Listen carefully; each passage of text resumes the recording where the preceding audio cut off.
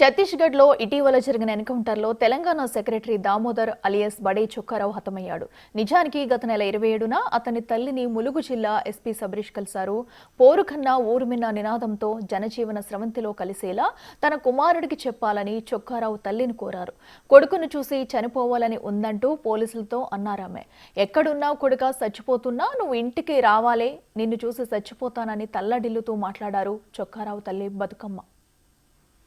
ఎక్కడున్న కొడుకు ఆరోగ్యం బాగులేదు, నేను చచ్చిపోతాను, ఈ ముఖం వల్ల చూసి చచ్చిపోతాను, రావాలి ఇంటికి కోరుకుంటాను. సార్ కూడా చెప్తాను, నువ్వు రావాలి, ఏడున్నావు ఎక్కడున్నావు, పరిస్థితి నుంచి నాకు ఎవరు పెడతారు, కన్ను పోయింది, కన్నా పడతారు, ముందుగానైనా కాలు చేతులు ఎక్కడ నన్ను ఎవరు సాపుతారు,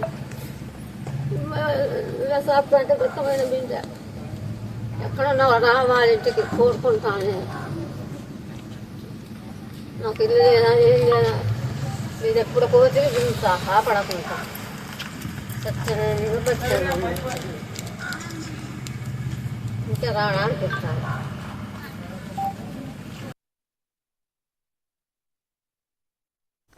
కన్న తల్లి మాటల్ని విని ఉంటే చొక్కారావు ప్రాణాలతో ఉండేవాడేమో. వృద్ధాప్యంలో ఉన్న తల్లిదండ్రులు బాగోగులు చూసుకోవడం కంటే అర్థం లేని సిద్ధాంతంతో అడవుల్లో గడపడం సమంజసం కాదన్నారు ఎస్పీ సబరీష్. లొంగిపోతే పునరావాసం కల్పిస్తామని, ఇబ్బంది లేకుండా జీవించవచ్చని భరోసా ఇచ్చారాయన. సరెండర్ అవ్వండి, లొంగిపోతే మీకు ప్రభుత్వం తరపు నుంచి క్యాష్ ఇమీడియట్లీ రివార్డ్స్ ఉంటాయి. తర్వాత మీకు సంబంధించిన ఇల్లు కానీ భూమి కానీ అంతా rehabilitation measures will be able to provide you. So once again I appeal all the ranks of the CPM Maoist party to surrender before the police department. We are sure surrender అవుతే మాత్రం 100% all measures will provide చేస్తాము. ఎలాంటి భయం లేకుండా మీరు surrender అవ్వండి. ఇప్పుడు ఈరోజు స్టేట్ కమిటీ మెంబర్ ఆజాద్ ఇంటికి వచ్చాము. వారు భార్య కూడా ఉన్నారు, వాళ్ళ తమ్ముడు ఉన్నారు.